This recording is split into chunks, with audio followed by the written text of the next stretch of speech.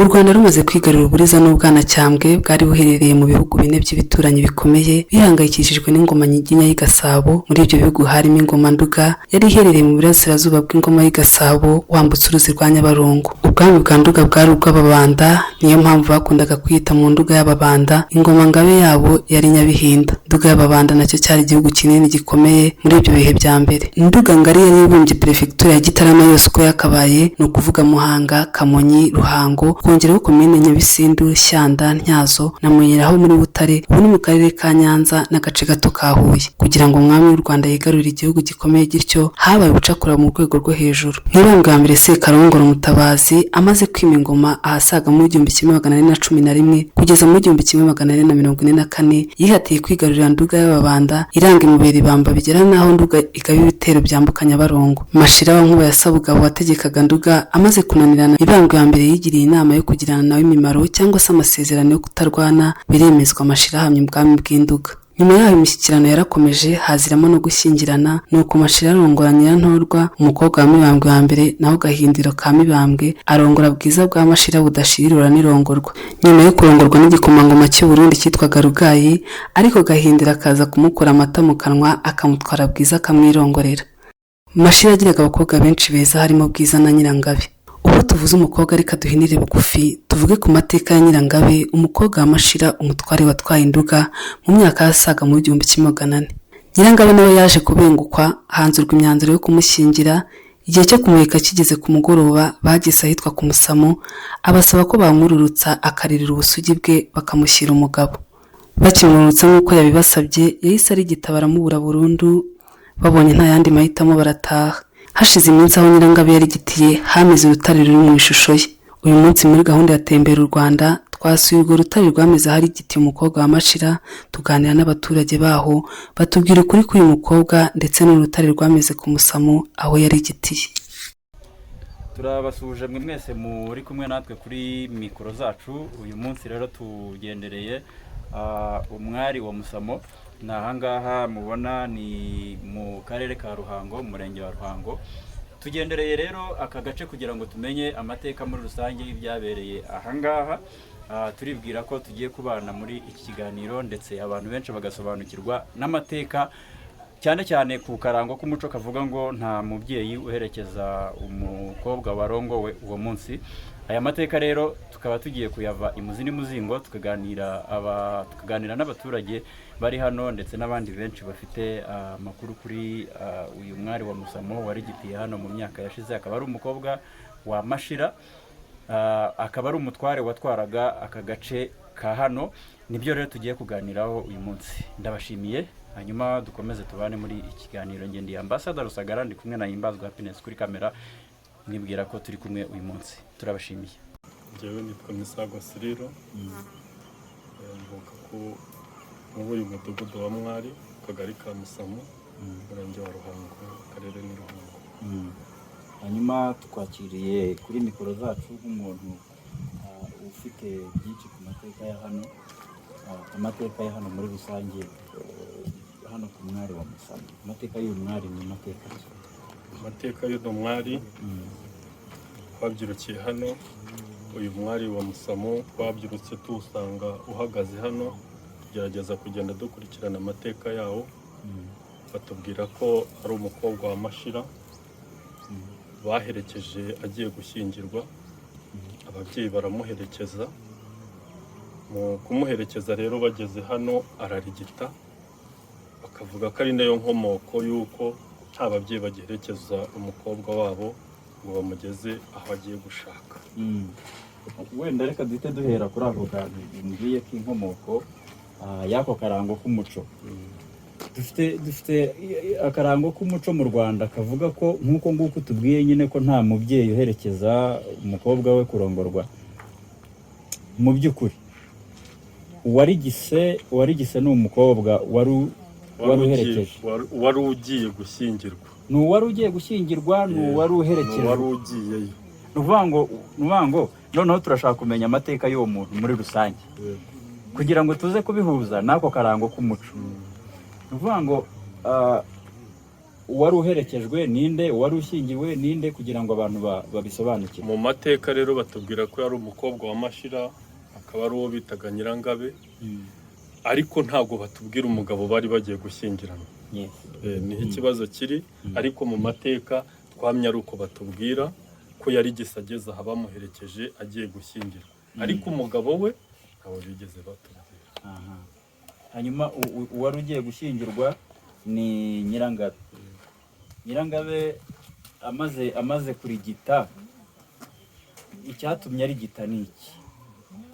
Nyine ni icyo kintu bagiye bakurikiranaho umuco cy'uko ababyeyi be bari bamuherekeje bamujyanye aho yagombaga gushyingirwa, gushaka mbese muri make, ariko birangira ari gisata agezeyo kubera iyo mpamvu, bikaba bakanavuga ko ariyo nturuzi yuko nta babyeyi bagerekeza umwana ngo bamugeze aho agiye gushaka. Kandi batubwira ko ubundi Nyirangabe ari we wari ugiye gushyingirwa, ari nayo nkomoko yuko nta babyeyi baherekeza umukobwa agiye gushyingirwa ngo bamugeze aho agiye gushaka. Nyuma noneho yo kumva ko ibigendanye n'ako karango k'umuco n'inkomoko y'ako karango, mu by'ukuri amateka y'uyu mukobwa, nyuma y'uko mubonye ibyo bintu, mwebwe nk'abantu mutuye hano, ni iki, cyangwa se wenda nk'amateka mwakurikiranye, ni iki cyakurikiyeho nyuma yo kurigita kwe? Twebwe urabona tuvuka muri uyu mudugudu nk'uko nabikubwiye, uyu mwari uhagaze mu isambu ya papa hagati. Tukiri abana twaragiraga hano, ni ukuvuga ngo mbere aha hose habaga hateguye inshinge, twabaga turagiye nka hariya, abadamu cyangwa se abantu bazaga kureba uno mwari barahageraga. Nta muntu wahavaga atabyinnye ngo banezerwe, mbese base nk'abantu bijihije uyu muco w'uko uyu mwari ari aha. Na mbere tukiri batoya no ku maradiyo byarahitaga ko mu mateka hari ahantu nyaburanga hari umwari wa Musamo waharigitiye. Ariko uko iminsi igenda yicuma, ibikorwa bimwe na bimwe bigenda bizimira, kwa kuhategura birarangira, kwa kuhagera bakahaha nk'agaciro niko navuga birarangira, uko ibihe bigenda bitambuka, birangira rero uyu mwari usigaye uhagaze gutya gusa. Mbere nta nubwo hahingwaga, habaga hari ahantu hateguye, hari ibyatsi hameze neza, ariko uko amateka agenda ahinduka nyine bigenda bisa nkaho bigenda bikendera ibikorwa bimwe na bimwe. Uriya we yahaje mu buhe buryo? Uyu we no mugabo wubatse hano, yaragerageje aravuga ati ko uyu mwari mu mateka yawo twumva ko wari uriho amabere bakaza kuwusagarira bakayahungura, ati wagerageza nkagenekereza nkashakisha uyu mwari agifite ibi bimenyetso byose uko yari ameze.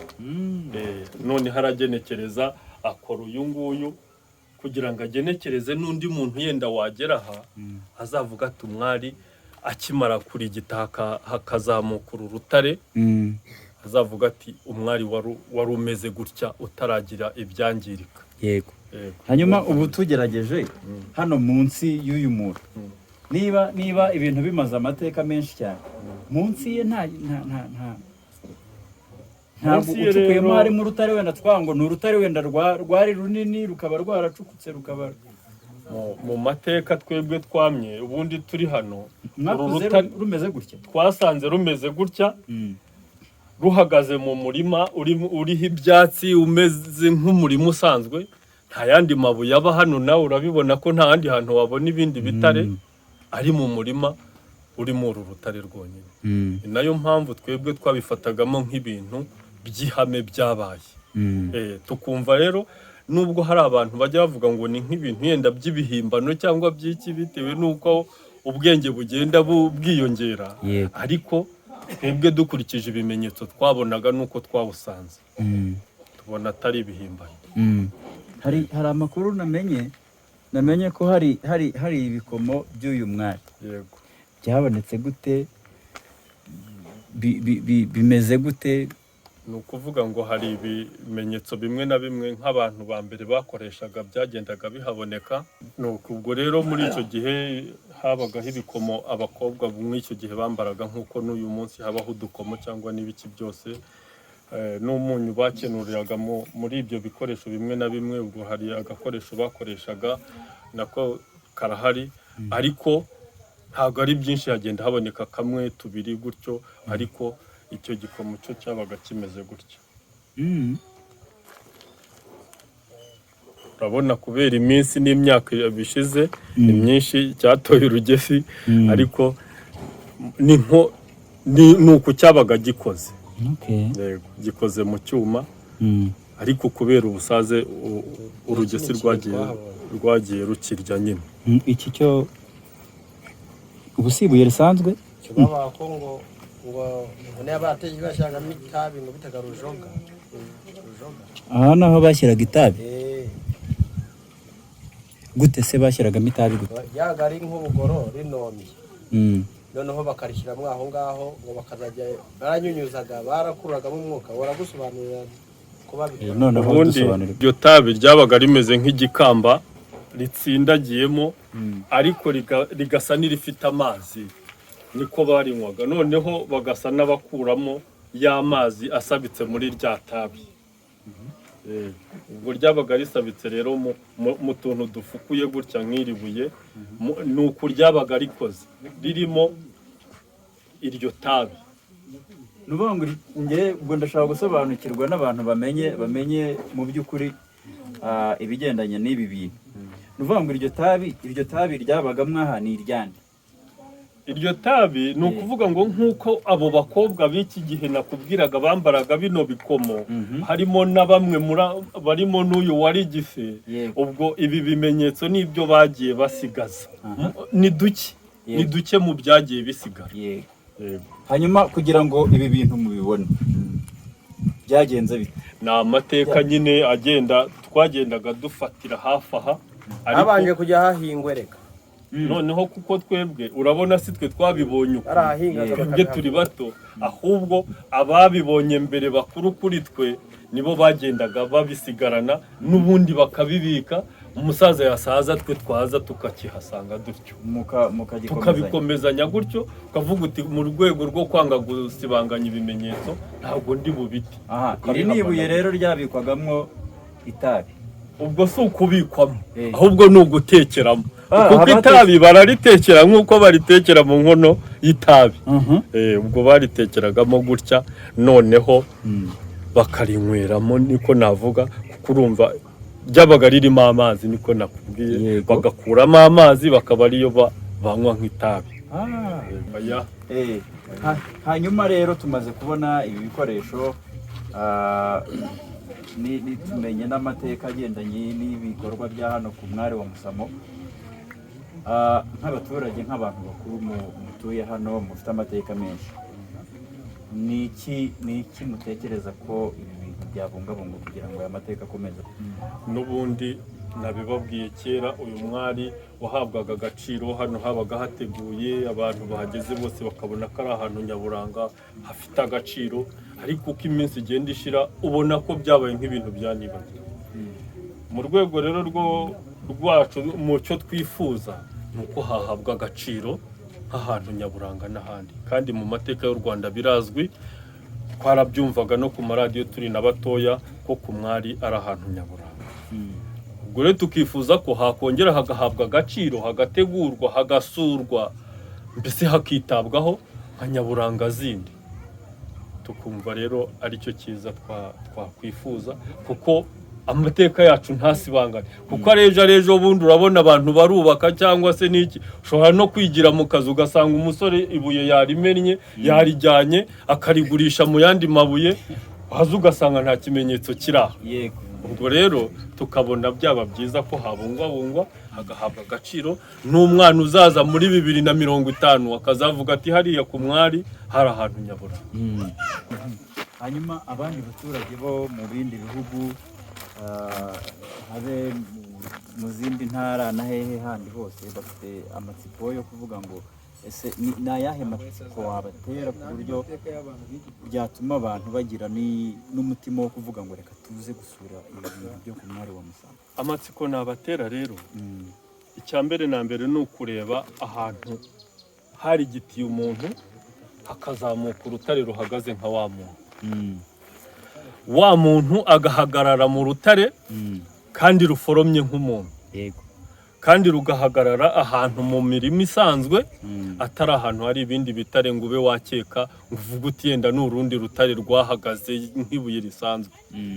Ubwo rero tukumva ariyo matsiko twatera abantu, buri wese akagira amatsiko yo kureba urwo rutare ruhagaze nk'umuntu rwameze ahantu harigise umuntu hatigeze haba andi mabuye yenda ngo bakeke ko ryaba ari ibuye rindi ryahasigaye. Yego.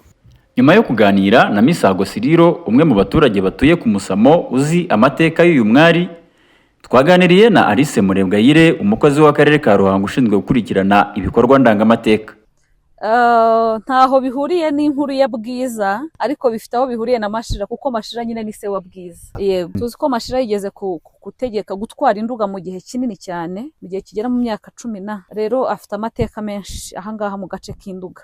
Hanyuma umwari wa Musamo ahubwo wenda niho haza guhura gato na Bwiza. Mwari ni mwene nyina wa Bwiza, ni umukobwa wa Mashira n'ubundi. Nk'ubu ku mwari wa Musamo hari kamwe mu turango tw'umuco kahakomotse, kuko nta mubyeyi uherekeza umwana we, umukobwa we ugiye kurongorwa, cyane cyane mu muhango wo gutwikurura ujya ubibona ko kizira rwose ko hari umubyeyi ujyayo. Ndetse no mu yindi misango y'ubukwe gusaba, hagaragara intumwa z'umuryango ko arizo zatumwe wenda ngo zize gusaba umugeni cyangwa ziheka umugeni, ariko ntabwo umubyeyi ashobora gukuka ngo nari mbahekeye wa mugeni mwansabye. Rero bifitanye isano n'amateka yo ku mwari wa Musamo. Alice Murebwayire, umukozi w'akarere ka Ruhango ushinzwe gukurikirana ibikorwa ndangamateka, asobanura ko inkomoko y'aka karango ari uko uyu mukobwa amaze kurigita, Mashira nabo bari kumwe basubiye imuhira, ariko bakaza kureba bagasanga uko kurigita k'uwo mukobwa byatewe n'uko ababyeyi be bari bamuherekeje ubwo yari ahetswe ajyanywe ku mugabo. Kuva ubwo baca iteka ko nta mubyeyi ugomba guherekeza umukobwa we ugiye kurongorwa.